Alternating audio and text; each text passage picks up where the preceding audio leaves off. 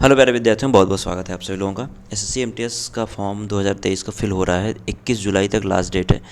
Form भरते समय क्या क्या सावधानियां आपको रखनी है और बहुत ही ज़्यादा कौन सी सावधानी रखनी है वो मैं आपको बताता हूं, क्योंकि उसका इफेक्ट यहाँ पे एक मैं नोटिस दिखाऊंगा बच्चे, उसमें आपको उसका इफेक्ट देखने के लिए मिलेगा। तो आप लोग बहुत ही ध्यान से फॉर्म भरिएगा। जो इंस्ट्रक्शन एसएससी की तरफ से दिए गए हैं उस इंस्ट्रक्शन को मानते हुए चलिए आगे बढ़ते हैं। आगे बढ़ने से पहले मैं आपको बता दूं कि अनअकैडमी प्लस ज्वाइन करने का आपके पास बेहतरीन मौका है। अगर आप अभी अनअकैडमी प्लस ज्वाइन करते हैं तो आपको इंस्टेंट डिस्काउंट मिलेगा। डिस्काउंट कोड में आपको PMYT यूज़ करना है। PMYT यूज़ करते ही आपको मैक्सिमम डिस्काउंट मिल जाएगा। जितना अनअकैडमी पे वैलिड है बच्चे वो आपको मिल जाएगा। आपकी फ़ीस कम हो जाएगी, आपकी तैयारी बहुत बेहतरीन तरीके से हो सकती है। यहाँ पे सब कुछ दिया जाता है आपको। देखिए, एक मैं यहाँ पे नोटिस का पार्ट दिखाता हूँ। इसमें लिखा हुआ है ये SSC MTS 2023 की नोटिस है, ठीक है। और ऐसे ही शायद सबकी एसएससी की जितनी हैं उतनी नोटिफिकेशन में ये चीज़ होती है। चलिए देखते हैं क्या है। In the application form candidate are required to upload the scanned coloured photo size photograph in JPEG mode 20 KB to 50 KB, ठीक है। यानी कि ये इंस्ट्रक्शन दिया गया है कि आप जो अपना फ़ोटो अपलोड करेंगे वो अपलोड करेंगे 20 KB to 50 KB। अब देखिए, मैं ये क्यों दिखा रहा हूँ, मैं इसका रीज़न है।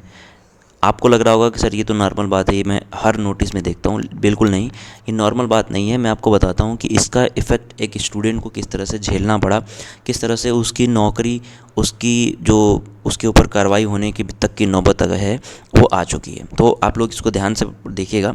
अब यहाँ पे क्या लिखा है बच्चे, इमेज डायमेंशन भी दिया गया है, जिसमें आपकी हाइट जो है और जो विड्थ है वो 3.5 सेंटीमीटर होनी चाहिए, 4.5 सेंटीमीटर हाइट होनी चाहिए। In compliance of the order compliance of the order, sorry, 5/3/2022, the honorable supreme court in the matter of Shantanu Kumar versus ORC, जिसमें बच्चे जो ऑर्डर दिया गया सुप्रीम कोर्ट की तरफ से वो देख लीजिए क्या है। The photograph of the candidate should not more than 3 months old from the date of publication of the notice of the examination, ठीक है। देखो, ये सब लोग जानते हैं कि ये नॉर्मल सी बात है, ये नोटिस दी जाती है, हम चलो अपलोड कर देते हैं। अपलोड करना, कौन सा एसएससी आके चेक कर रहा है कि कौन सा डेट है, कौन सा क्या है।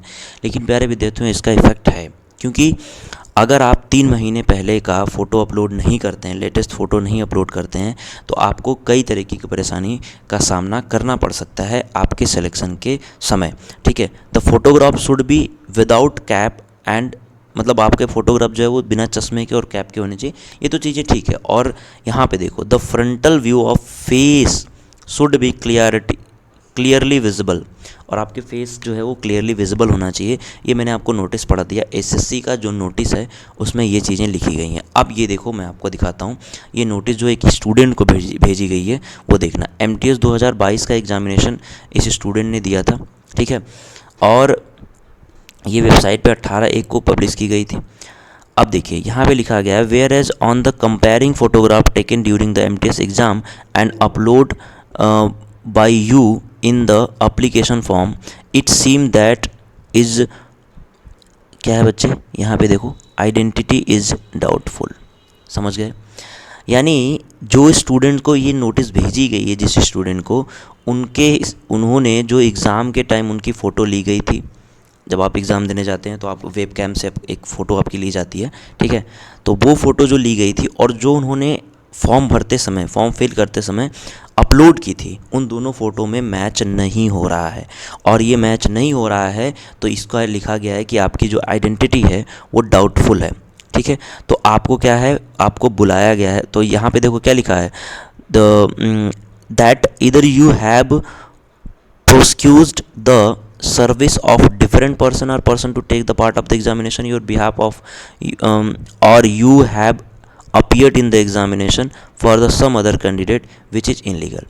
तो इस तरह से आपकी जो आइडेंटिटी है उसको ये मान ली गई कि या तो आपके जगह पे किसी और ने एग्ज़ाम दिया है या फिर किसी और की जगह पे आपने एग्ज़ाम दिया है जो कि इलीगल है, ठीक है। अब अगर लिखा है इफ़ इन, देखो यहाँ पे क्या लिखा है, ये दूसरे लाइन में मैं आपको दिखाता हूँ। If any candidate is found to have prosecuted imprisonment during the examination, it will be clearly उतना दिख नहीं रहा है, मैं नोटिस आपको दिखाता हूँ। Commission has examination for the period of 7 year. यानी प्यारे विद्यार्थियों कि अगर आप ऐसा करते हुए पाए जाते हैं, आप प्रूव होता है कि आप ऐसा कर चुके हैं और आप ऐसा मतलब ये प्रूव हो जाता है, आप प्रूव नहीं कर पाते हैं कि आप ही ओरिजिनल थे, आप ही एग्ज़ाम देने गए थे, तो फिर आपको एसएससी के तरफ से जितने भी एग्ज़ामिनेशन होते हैं, कमीशन के जितने भी एग्ज़ामिनेशन हैं, उन सभी एग्ज़ामिनेशन के लिए आपको 7 सालों के लिए बैन कर दिया जाएगा और आपका जो कैंडिडेचर है वो उसको कैंसिल कर दिया जाएगा। ठीक है, आप कोई भी उसके ऊपर और जो बाकी एक्शन होगा वो तो होगा ही, फिर आप उसके लिए कोर्ट नहीं जा सकते क्योंकि आपकी जो आइडेंटिटी है उसको क्या कर दिया गया है, वो बैन कर दिया गया है एसएससी की तरफ से, ऐसा नोटिस में इनको भेजा गया है। ठीक है, तो इन्होंने क्या किया कि भाई इनको बुलाया गया एसएससी के ऑफिस अपनी आइडेंटिटी प्रूव करने के लिए, जिसमें इन्होंने अपनी फ़ोटो लेके गए, इनका सिग्नेचर कराया गया। ठीक है, और फिर इनसे जो है वो राइटिंग लिखवाई गई। ठीक है, इनका जो है उनको इनसे नोट्स लिखवाया गया ताकि इनकी जो राइटिंग है उसको चेक कर दिया जाए। तो फ़ोटो, साइन और बाकी जैसे आई का इफ़ेक्ट है वो उसको भी एक बार ये क्या किया गया, चेक कर दिया गया। मतलब कमीशन की तरफ से जितनी भी चीज़ें होती हैं वो यहाँ पे चेक किए गए। तो अगर ये सही पाए जाते हैं तब तो इनको कोई भी प्रॉब्लम नहीं होने वाली है, इनको एग्ज़ाम का इनका रिज़ल्ट भी आएगा और इनको किसी तरीके की कोई दिक्कत नहीं होगी। लेकिन अगर ये गलत पाए जाते हैं तो फिर इनके ऊपर कार्रवाई होगी, 7 साल का बैन लग जाएगा, इनके ऊपर एग्ज़ामिनेशन नहीं दे पाएंगे और बाकी जो फ्रॉड के चार्जेस लगेंगे वो तो अलग से लगेंगे। तो इसीलिए मैं कह रहा हूँ प्यारे विद्यार्थियों की जो नोटिस दी गई है एसएससी की तरफ से, इस नोटिस को बहुत ध्यान से पढ़िए और जो जो चीज़ें इसमें कही गई हैं उस अकॉर्डिंग ही अपने फ़ोटो को अपलोड करिए और बाकी भी नोटिफिकेशन आप पढ़ लीजिएगा, उसमें जो जो एसएससी ने कहा है उस अकॉर्डिंग ही अपने जो फॉर्म है उसको फिल करिएगा। फॉर्म फिल करते समय गलतियाँ करने से एक तो पहले आपकी जो पूरा ईयर है वो बर्बाद हो जाता है और दूसरी बात आपके ऊपर चार्जेस लगने के, आपके रिज़ल्ट रुकने के और बाकी बहुत तरह की प्रॉब्लम जो है आपको फेस करनी पड़ती है। ये एमटीएस 2023 की वैकेंसी है बच्चों, बहुत ही कम वैकेंसी है। अगर हम 2022 में बात करें तो बच्चे आपको 12,523 वैकेंसी देखने के लिए मिली थी, लेकिन एमटीएस यहाँ पे केवल और केवल 1558 वैकेंसी एमटीएस 2023 में देखने के लिए मिली है, जिसमें हवलदार की वैकेंसी अगर आप देखें तो टोटल 360 ही केवल है। हवलदार की बहुत ज़्यादा कम नहीं हुआ, लेकिन एमटीएस की जो वैकेंसी वो बहुत ज़्यादा कम हो चुकी है। हवलदार की तो पिछली बार भी 558 ही वैकेंसी थी 2022 में और इस बार 360 है, तो बहुत ज़्यादा कम नहीं है। लेकिन फिर इसमें जो है इन दोनों में वैकेंसी बहुत ज़्यादा आपकी कम कर दी गई है। 18 से 27 वाले ग्रुप में आप देख सकते हैं केवल 200 वैकेंसी है पूरे ऑल ओवर इंडिया में। तो एक बहुत ही बड़ा ड्रॉबैक यहाँ पे एमटीएस में ये भी है कि भाई आपके पास ये चीज़ें नहीं है, आपके पास गलती करने के चांसेस बहुत कम हैं, आप गलती नहीं कर सकते हैं। ठीक है, तो आप अनअकैडमी प्लस ज्वाइन कर सकते हैं। 23-24 के जितने भी एसएससी की एग्जामिनेशन है सबके लिए, एमटीएस के लिए अलग से बैचेज आपके स्टार्ट हो चुके हैं बच्चे, आप यहाँ पे तैयारी कर सकते हैं अपनी बहुत बेहतरीन तरीके से PMYT डिस्काउंट कोड यूज़ करके।